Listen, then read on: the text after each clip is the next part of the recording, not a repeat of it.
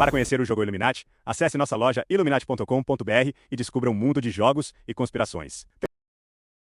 O que deu errado com Pokémon Scarlet e Violet? A grande maioria das análises profissionais e experiências de jogadores mostram o mesmo cenário. Os jogos Pokémon mais recentes estão cheios de taxas de quadros instáveis, problemas de desempenho, texturas confusas e falhas. Tudo isso é sustentado por um consenso geral de que, por trás das falhas técnicas, os jogos em si estão cheios de boas ideias e uma estrutura sólida. Scarlet e Violet são títulos promissores que simplesmente sofrem com uma execução medíocre. Então, o que aconteceu aqui? O que fez a Game Freak lançar os jogos com mais falhas desde os jogos Pokémon originais no Game Boy? Como observamos em nosso vídeo sobre o envolvimento de Ed Sheeran com Scarlet e Violet, a Game Freak tem sido estranhamente silenciosa durante o desenvolvimento desses jogos. Isso contrasta fortemente com a produção de Sword and Shield, durante a qual os jornalistas da Game Informer notaram que foram convidados a perguntar literalmente qualquer coisa que quisessem aos desenvolvedores seniores Unishi Masuda e Shigeru Omorei. No entanto, do tempo que a Game Informer passou na Game Freak, podemos ter um retrato de um estúdio que está um pouco em desacordo com seus supervisores corporativos. A Game Freak sempre foi um estúdio relativamente pequeno, apesar do sucesso financeiro. Durante o salto inicial para o hardware do Switch, o número de funcionários em tempo integral quase dobrou, saltando de cerca de 100 para quase 200.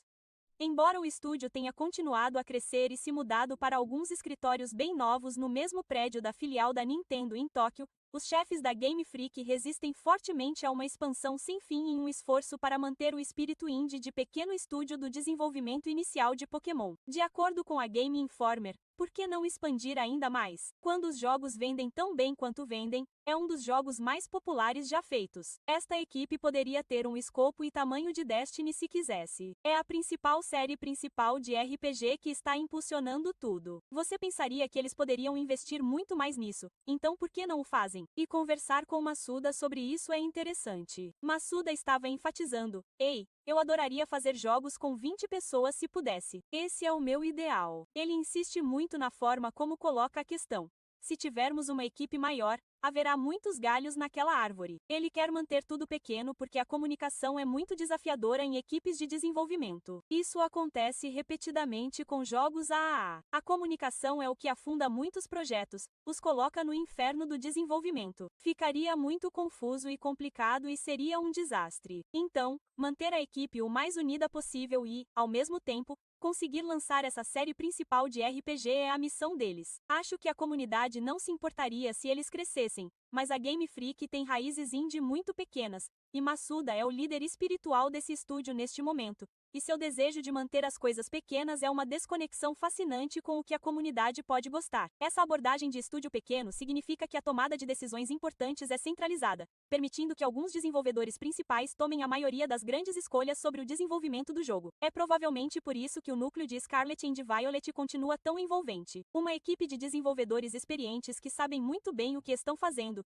tendo criado cuidadosamente o mundo do jogo. Isso também explica por que a apresentação visual e técnica de Scarlet and Violet sofre. Uma equipe de algumas centenas de pessoas simplesmente não tem tempo ou poder humano para criar algo que esteja no mesmo nível de outros títulos de mundo aberto no Switch. A equipe principal da Game Freak precisa de ajuda e eles a têm. A diretora da Scarlet and Violet, Shajira Umari, declarou que, além dos desenvolvedores em tempo integral da Game Freak, uma variedade de empresas terceirizadas e contratadas tem uma mão na criação desses jogos, incluindo equipes de marketing e testadores de jogo. Quase 1000 pessoas trabalharam em Sword and Shield, o que significa que, como resultado da tentativa da Game Freak de permanecer independente e isolada, a grande maioria dos desenvolvedores que trabalharam no jogo tinham apenas uma conexão frouxa com a equipe principal que tomava decisões. De acordo com Omorei, essa abordagem tem desvantagens. Definitivamente fica mais difícil. Acho que quanto maior o projeto fica e mais complexas as coisas ficam,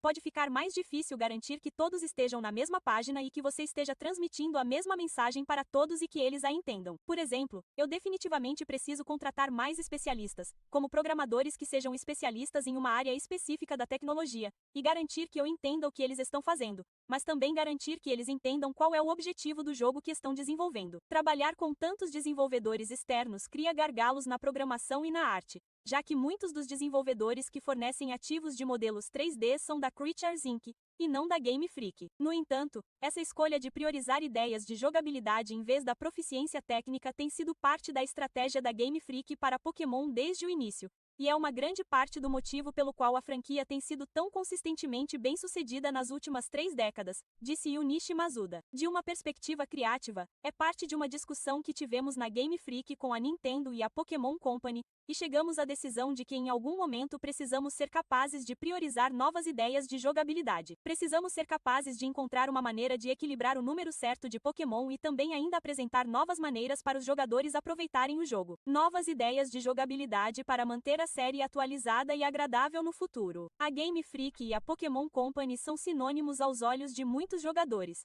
mas as duas empresas têm objetivos e interesses diferentes. De acordo com a Game Informer, é isso que é fascinante sobre o estúdio. Eles têm um espírito indie e estão promovendo toda essa franquia junto com a série principal de RPG. Enquanto isso, a gigante Nintendo é dona de uma parte da Pokémon. A Pokémon Company, neste momento, obviamente é dona de uma parte da Pokémon. Então, todas essas megacorporações estão procurando e contando com uma equipe relativamente pequena para continuar avançando. Vale ressaltar que Masuda deixou a Game Freak e assumiu uma função mais sênior na Pokémon Company, sugerindo que pode haver mais sinergia entre as duas empresas no futuro. Dito isso, há problemas causados por trabalhar com o rigoroso cronograma anual de publicação da empresa Pokémon. Projetar o mundo, os personagens e os monstros de cada jogo Pokémon leva muito tempo. Os designers da Game Freak pensam com muito cuidado sobre como cada novo Pokémon se encaixará em seu cânone ficcional. De acordo com Omorei, definitivamente leva um tempo razoável. Eu diria que o mais rápido para ter uma ideia e implementá-la completamente no jogo seria levar pelo menos 3 meses por personagem. Sabe? Fazer com que todos se movam em paralelo. Não é só criar a aparência externa do Pokémon. Você precisa ter certeza de que constrói um modelo e que ele está dentro dos limites dos polígonos, equipá-lo com todos os ossos e tudo,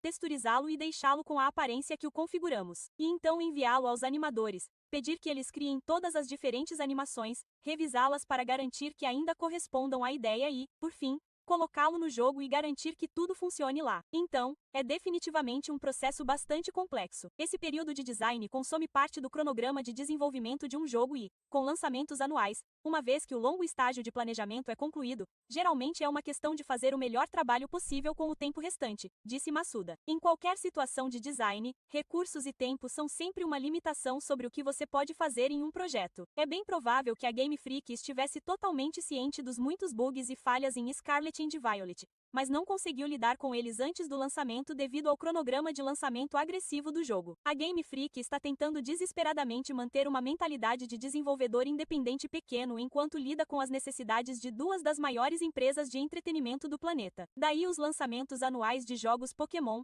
independentemente de cada novo título precisar de um pouco mais de polimento. O orçamento para esses jogos aumentou. O número de desenvolvedores trabalhando em cada título aumentou. A quantidade de tempo que cada projeto recebe, no entanto, não mudou. Como evidenciado por Pokémon Legends Arceus, que foi lançado com atraso com base no cronograma de lançamento anual. Quando a Game Freak tem um pouco mais de tempo para fazer melhorias em um jogo, ele é recebido de forma mais positiva. A empresa simplesmente nem sempre tem o luxo de atrasar um jogo quando mais tempo seria útil. Parece que essa prática de não programar tempo suficiente para cada título Pokémon da Game Freak dificilmente mudará em um futuro próximo. Relatórios de vendas mostram que Scarlet and Violet teve o segundo melhor fim de semana de estreia de qualquer título Pokémon, exceto Sun and Moon no Nintendo DS. De uma perspectiva comercial, o sistema funciona. A Game Freak consegue manter o cronograma de lançamento padrão, lançando um novo jogo, um remake ou DLC a cada ano. Esses jogos podem ser irregulares, mas até que os lucros de cada título caiam significativamente,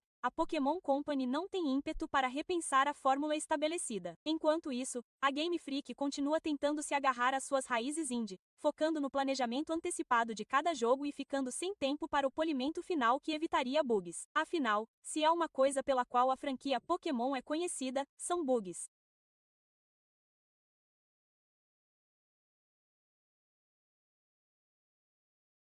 Para conhecer o jogo Illuminati, acesse nossa loja illuminati.com.br e descubra um mundo de jogos e conspirações. Temos jogos retrô dos consoles antigos e clássicos, como Super Nintendo, Mega Drive, Neo Geo, entre outros. Temos também jogos de cartas, RPG, Illuminati, carutas e muito mais.